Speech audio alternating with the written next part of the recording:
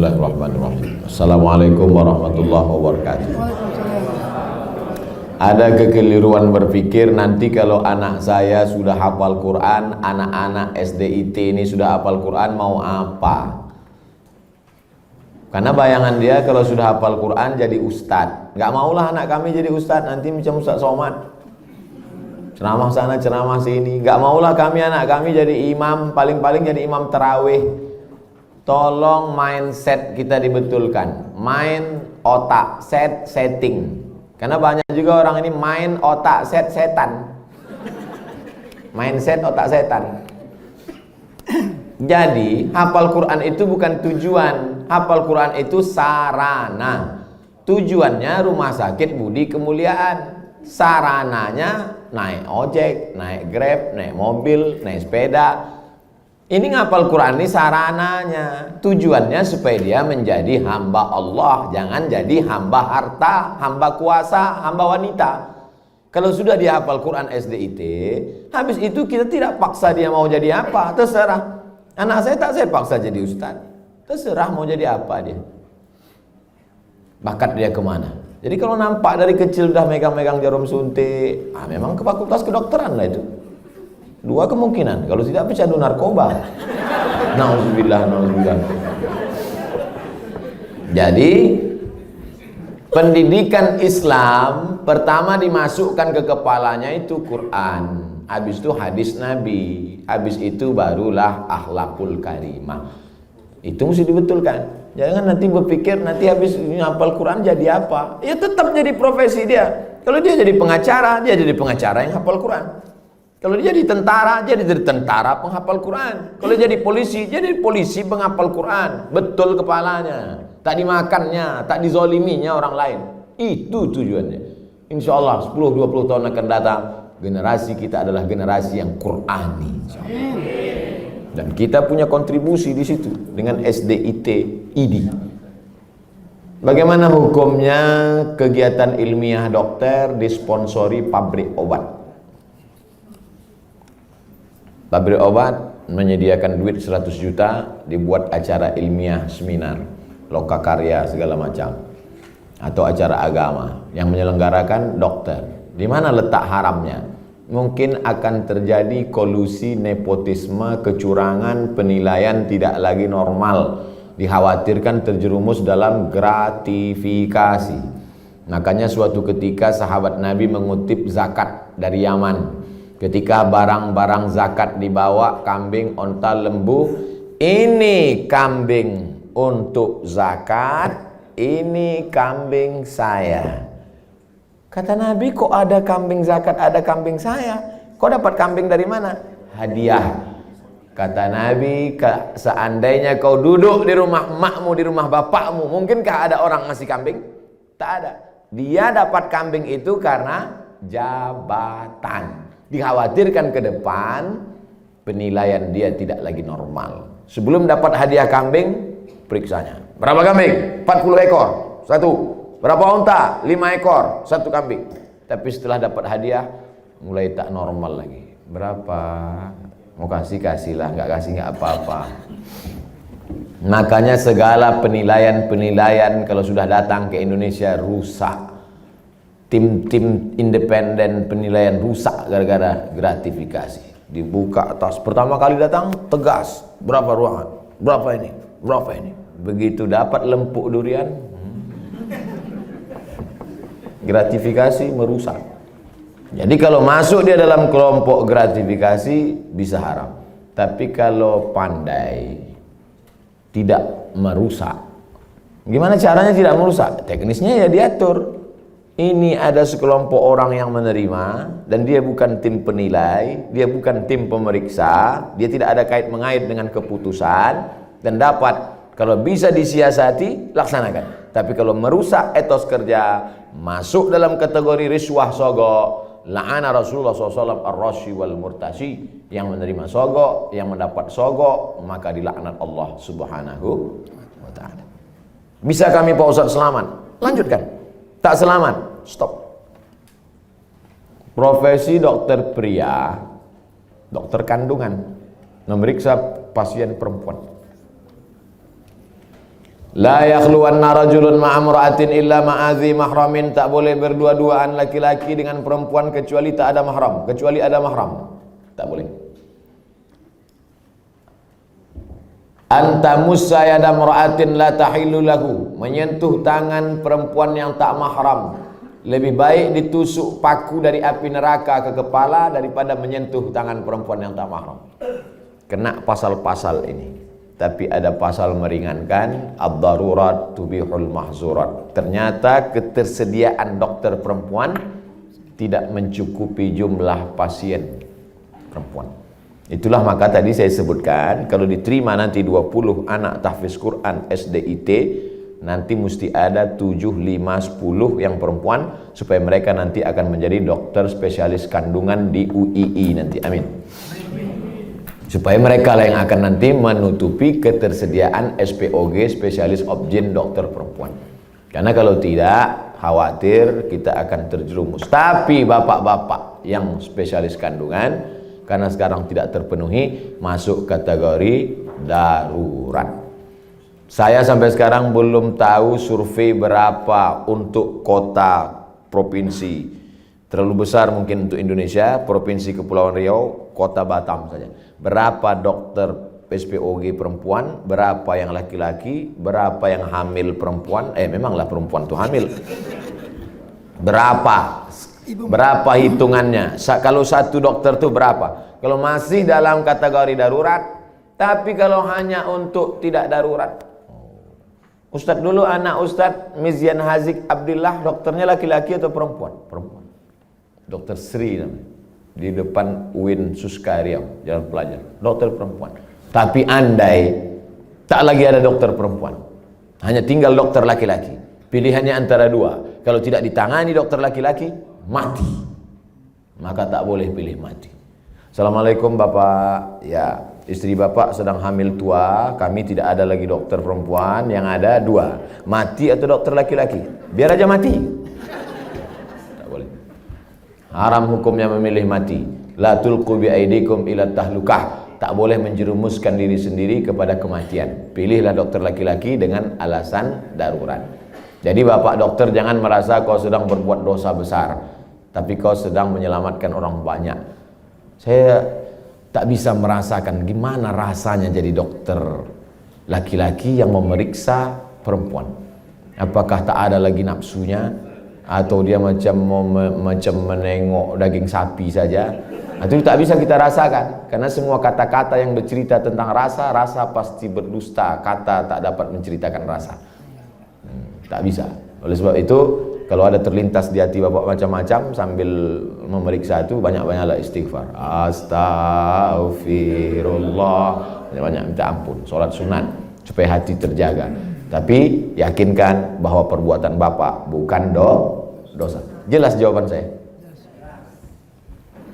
Bagaimana pandangan Islam suntik botok mengurangi kerutan yang tak bersifat permanen, bertahan 6 bulan? Tak boleh mencabut uban, karena uban itu nanti di akhirat akan menjadi cahaya. Lama saya berpikir, uban kok cahaya? Kenapa uban tak boleh dicabut jadi cahaya? Baca hadis, jangan baca hadisnya, baca syarah penjelasannya. Rupanya dengan melihat uban di cermin, ingat tua, ingat mati, bertambah takut, bertambah amal. Makanya dengan bertambah takut, bertambah amal, maka akan menjadi cahaya. Itu rupanya korelasi uban dengan cahaya.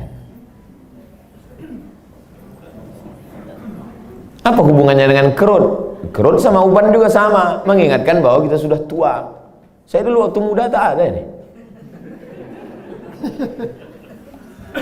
Saya tengok foto-foto saya yang lama waktu di Mesir, ganteng juga. Saya sudah tua. Tapi dengan tua ini kita sadar bahwa sudah tua, bahwa kita ini akan mati. La'ana Rasulullah SAW al-wasimat. La'anallahu al-wasimat. Hadisnya riwayat Abdullah bin Mas'ud. La'anallahu al-wasimat. Allah melaknat perempuan tukang buat tatu. Wal mutasimat, minta buatkan tatu. Wal mutanammisat. Apa ini? Alis. Mencabut alis, mencukur alis. Wal mutafallijat, gigi. Karena orang kalau sudah bertambah tua, bertambah giginya. Bukan gigi itu bertambah panjang dia. Maka gigi itu dia otak-atik. Zaman dulu orang kalau mau nikah tak ada pakai akte kelahiran.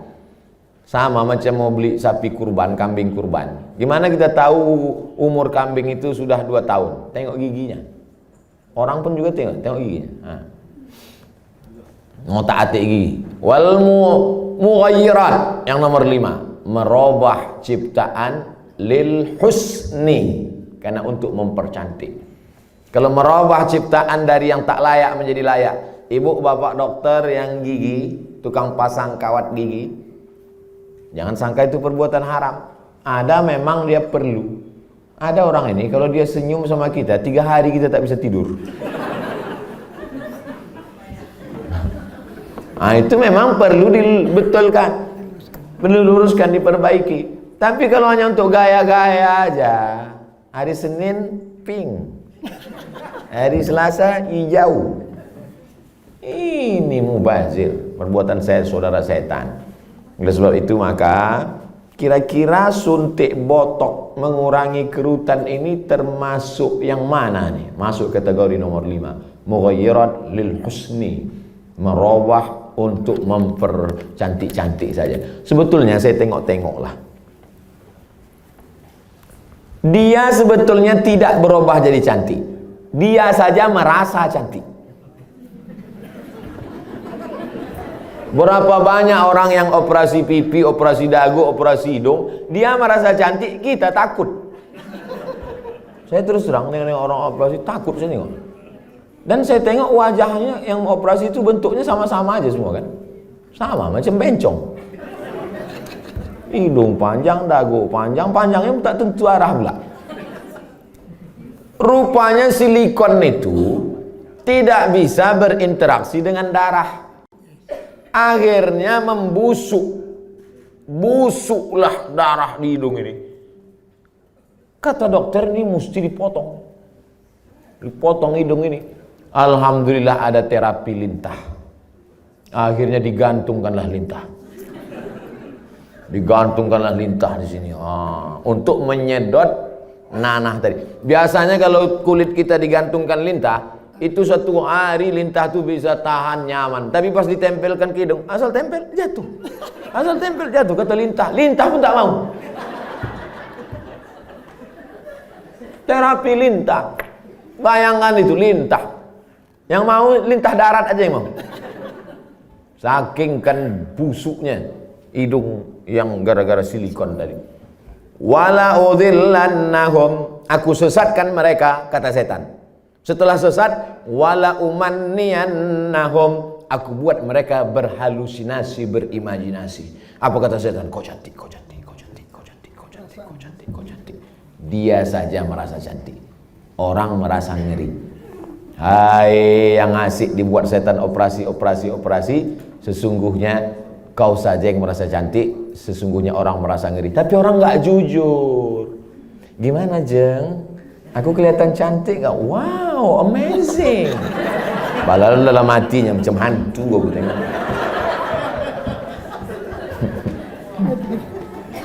Baru dijawab, udah datang pertanyaan. Suntik filler untuk memancungkan hidung dan melancipkan dagu yang bersifat tak permanen 6 bulan. Tak permanen kata engkau. Siapa yakin malaikat maut tak datang dalam 6 bulan? Begitu lancip, cip, mati. Permanen kau.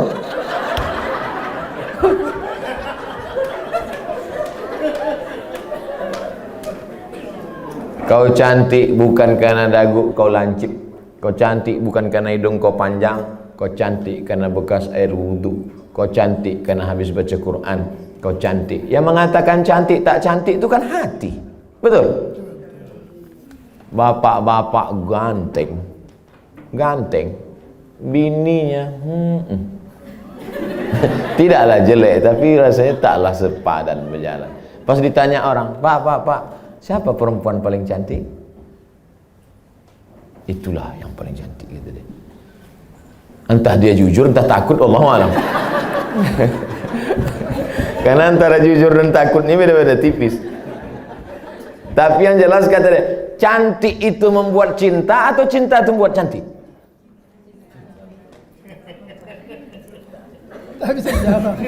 Gara-gara cinta itulah orang menjadi cantik. Karena kalau cantik itu relatif. Gara-gara cinta itulah orang menjadi cantik. Dan cinta itu letaknya di hati. Kalau sudah ibu sentuh hati bapak itu, tak perlu dagu ibu lancip. Macam dagu kambing pun cantik ibu tengok. Kalau dipeturutkan ini, oh makin tua makin berkerut, tambah lagi. Makin tua makin turun. Dia bertahan paling cuma 2 bulan, 6 bulan tahan. Habis itu hidung turun, dagu turun. Tinggal mencari sapu lidi aja lagi. Nenek sihir.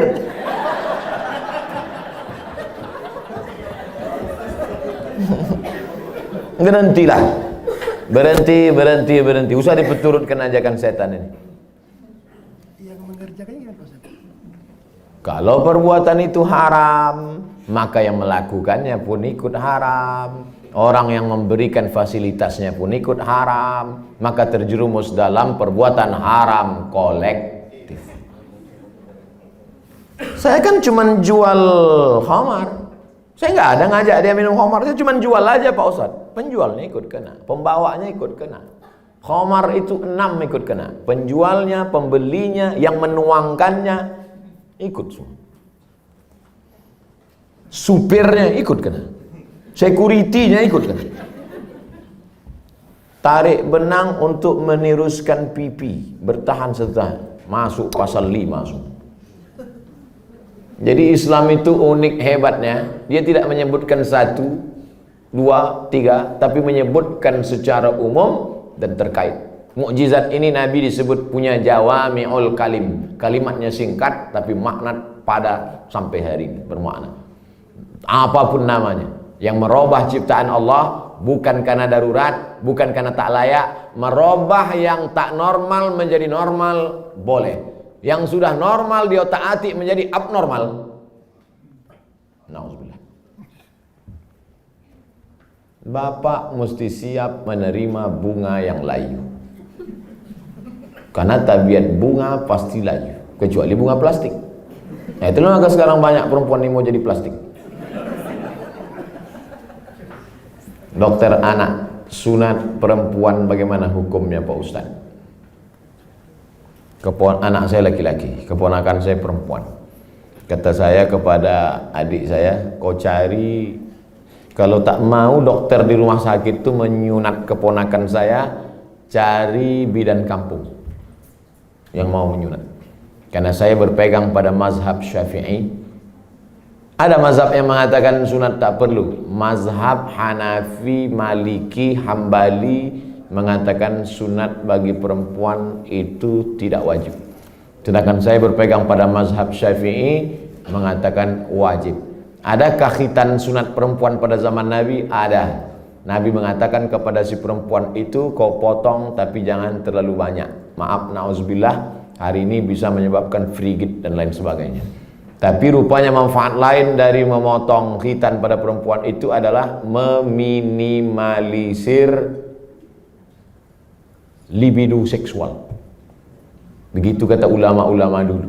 Oleh sebab itu saya sampai hari ini tetap berpegang pada mazhab Syafi'i. Anak perempuan kalau tak mau dokter memotong karena takut bahkan bisa masuk HAM, hak asasi manusia, banyak saja pasal-pasal yang mereka lakukan. Sedangkan di zaman Nabi yang pakaian tertutup, makanannya bersih, tontonannya bersih, apalagi zaman sekarang tontonannya maksiat, makanannya memicu libido seksual dengan berbagai macam cerita hubungan, maka khitan amat sangat baik. Salah satu usaha meminimalisir. Bagaimana cara sebaiknya bagi dokter anak menasehati pihak ortu imunisasi bayinya sejak lahir? Dulu saya diundang oleh Kementerian Kesehatan Provinsi Riau. Videonya kan viral, coba cari. Sosialisasi suntik, imunisasi. Saya jelaskan di situ bahwa fatwa Majelis Ulama Indonesia beda antara bendanya ini halal atau memakainya yang mubah. Boleh. Jadi ini dua fatwa ini. Bendanya tidak halal. Sampai sekarang tak ada fatwa MUI bahwa barang itu halal. Karena memang dia dibuat dari babi. Maka tak ada fatwa halal. Yang ada itu fatwa mubah, boleh menggunakannya karena alasan memilih dua mudarat yang teringan. Cacat, sakit, mati dengan babi. Kalau kita masuk ke hutan, pilihannya babi sama mati. Pilih mana? Pilih babi atau mati? Orang Batam pilih gonggong. Tidak boleh pilih mati. Pilih babi. Pergilah kita berdua ke dalam hutan. Tak ada makanan. Ustaz, pilihannya dua nih Ustaz. Kita mati atau makan babi?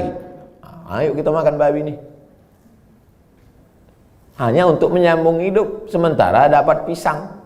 Tapi setelah dapat pisang, tinggalkan babi. Yang gua nanti pas dapat pisang, saya makan pisang. Bro, ayo makan pisang. Enak babi ini Ustaz. Tak bisa. Mana tahu nanti datang pakar medis dunia, entah dari mana, dibuatnya lah barang dari yang halal, maka kita tinggalkan yang ini. Tapi sementara dia datang, maka menggunakan ini hukumnya mubah. Jelaskan itu. Kami tak bisa menjelaskannya Pak Ustaz.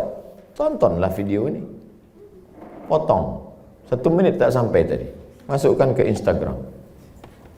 Tontonkan ke ibu tuh. Saya tak mau. Tonton ibu. Nggak mau, ini Ustaz radikal katanya. Kalian carilah Ustaz yang agak-agak lembut sedikit.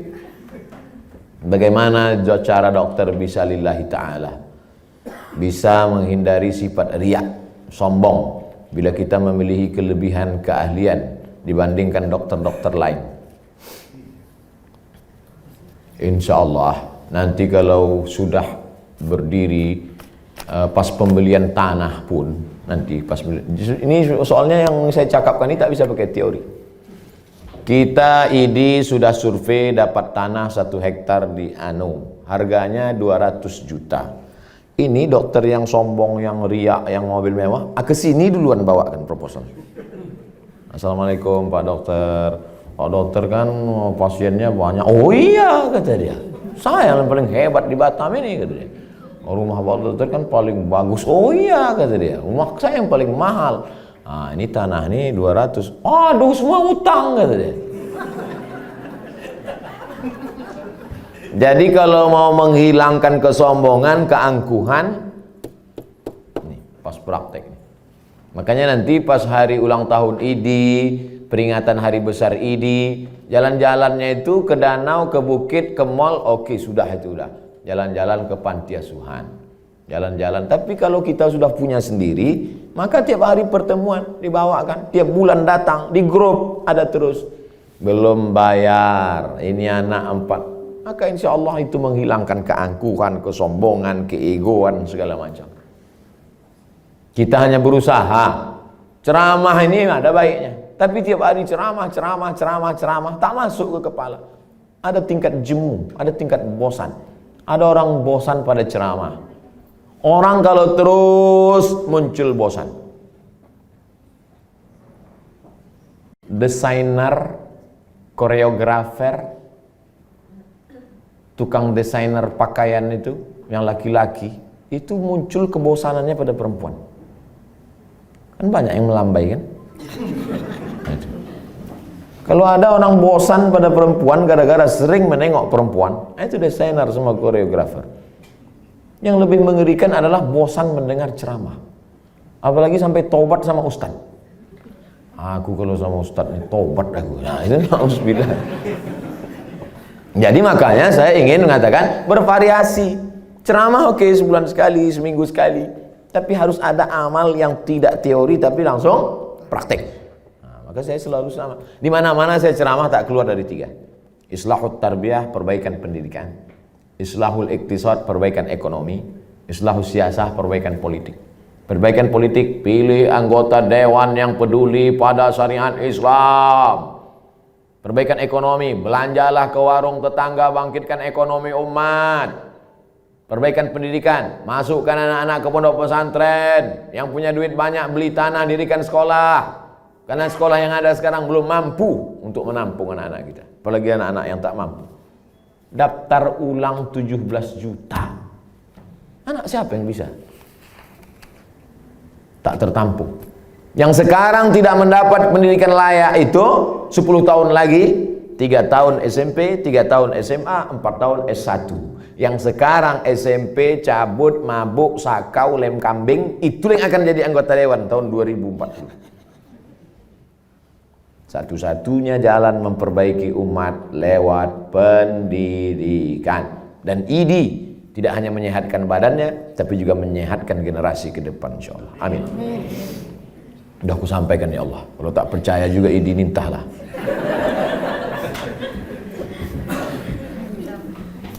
Dah habis pertanyaan. Habis. Terima kasih atas segala perhatian Bapak dan Ibu.